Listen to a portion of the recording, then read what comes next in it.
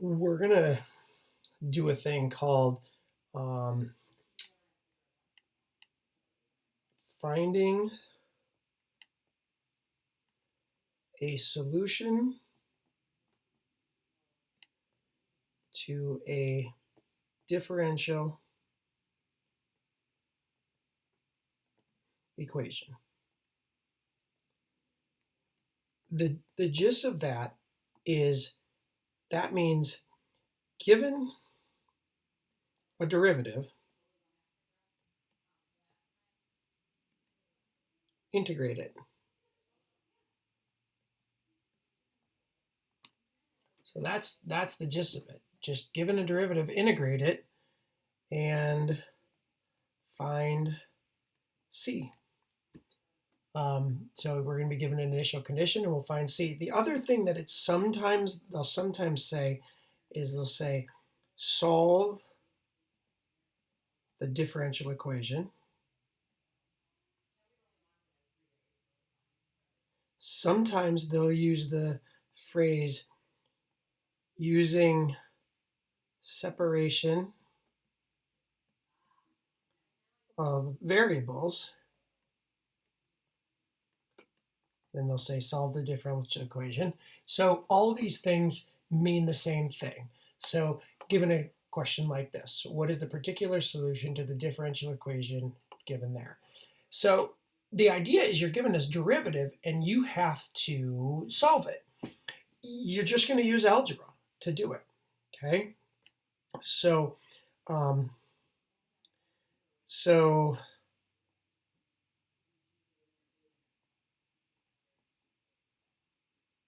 there's some steps to it that we can do. The first step is to use multiplication and division to get all the y values, variables, on the left side and the x variables on the right side. Okay? So get all the y values on the left side and all the x variables on the right side.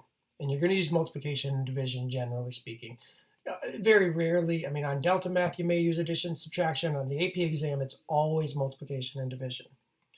The second thing is integrate both sides using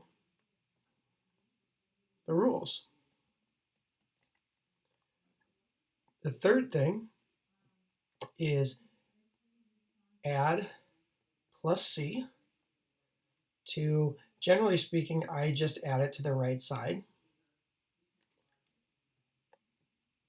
Fourth thing is use the initial condition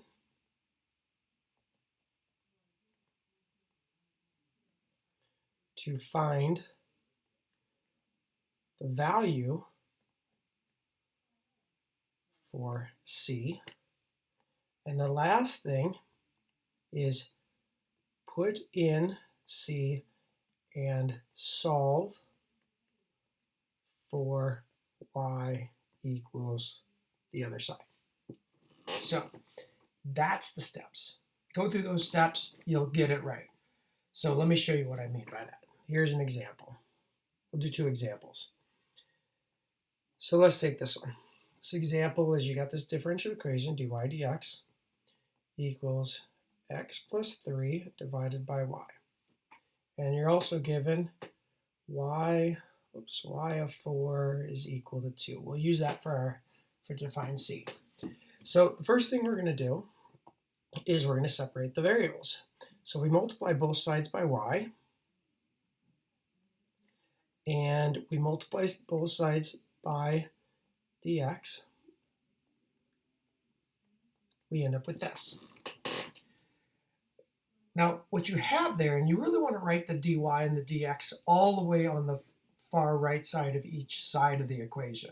Because the next thing that you're going to do is you're going to integrate the left side and integrate the right side. Remember, in algebra, whatever you do to one side, you got to do to the other. So all we've done is algebra at this point. Now when we integrate this, we get y squared divided by 2 is equal to x squared divided by 2 plus 3x.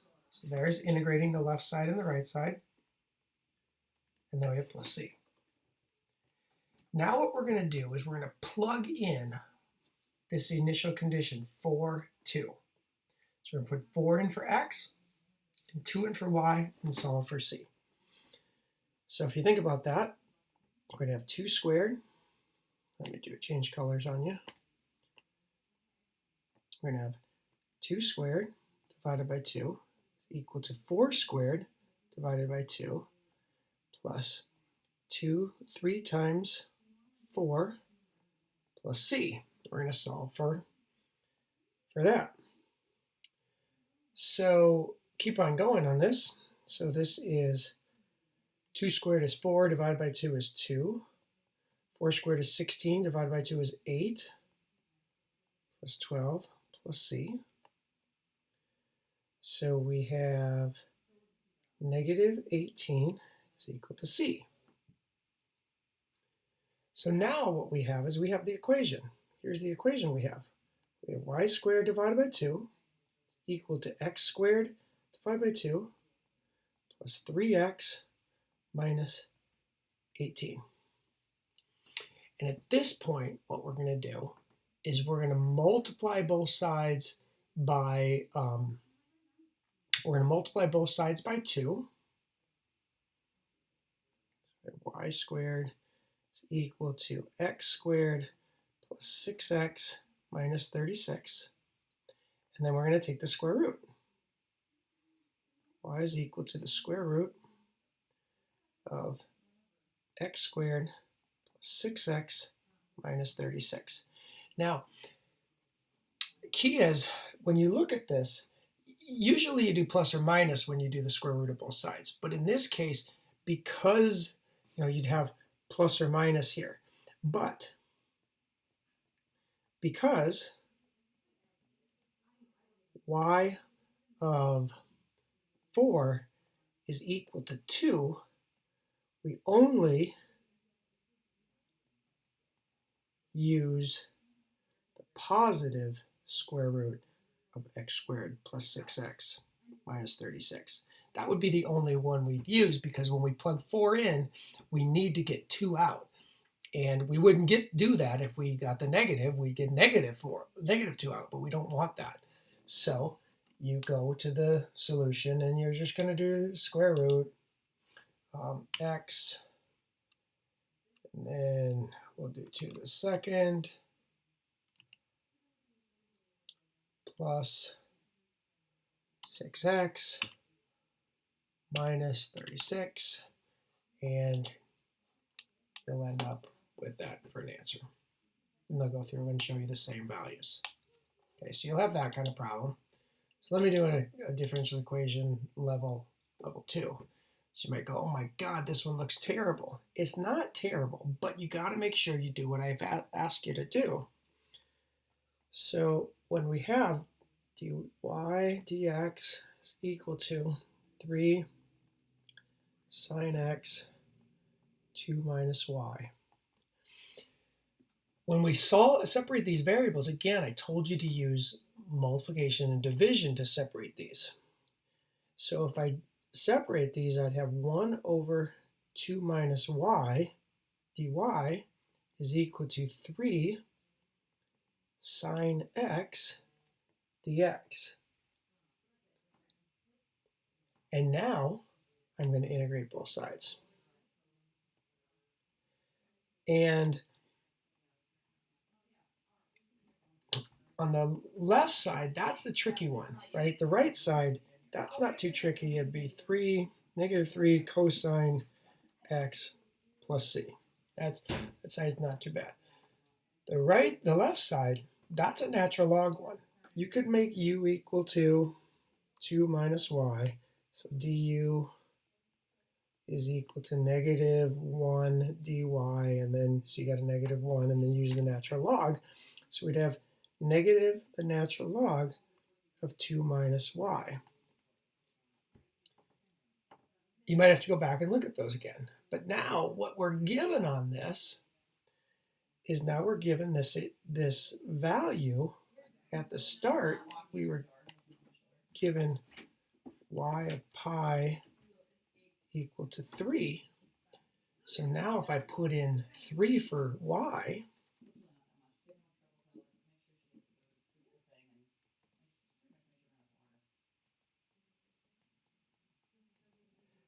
and it's really important that you put in these absolute value bars because the natural log is only defined for positive values. So if you didn't, you'd be in trouble on this, but this is the natural log. The absolute value of -1 is equal to -3. The cosine of pi is -1 plus c. So this is negative natural log of 1 is equal to 3 plus c. This is 0. It's equal to 3 plus c. So c is equal to -3. So now this is really tricky. This is going to be a little bit tricky to kind of recall your algebra skills. Here's what we have. At this point we have negative natural log of 2 minus y is equal to -3 cosine x minus 3. Now here's where you're going to have to use you got to know the algebra that's involved with this. The first thing we're going to do is we're going to multiply everything by a negative to get rid of that negative. Because remember, we have to solve for y. So if we multiply everything by a negative, we'd have the natural log 2 minus y is equal to 3 cosine x plus 3. The next thing we're going to do is to get rid of the natural log, we use e. So 2 minus y is equal to e to the 3 cosine x plus 3. And remember, you're not going to have to simplify, but you do have to do the arithmetic, or you do have to do the basic simplification, but we're not going to rewrite things. So negative y is equal to e to 3 cosine x plus 3 minus 2. And then y is equal to negative e 3 cosine x plus 3 plus 2. And that's the solution that we should have down here. Now, you might look and say, you know, what's happening with this? Did I make that?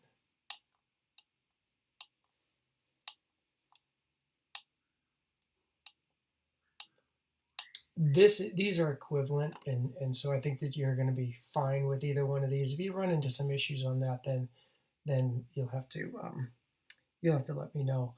But you know, if you generally put go through those basic steps, you should be fine on these answers. If you have questions, please let me know, and I would be happy to help you. Thanks.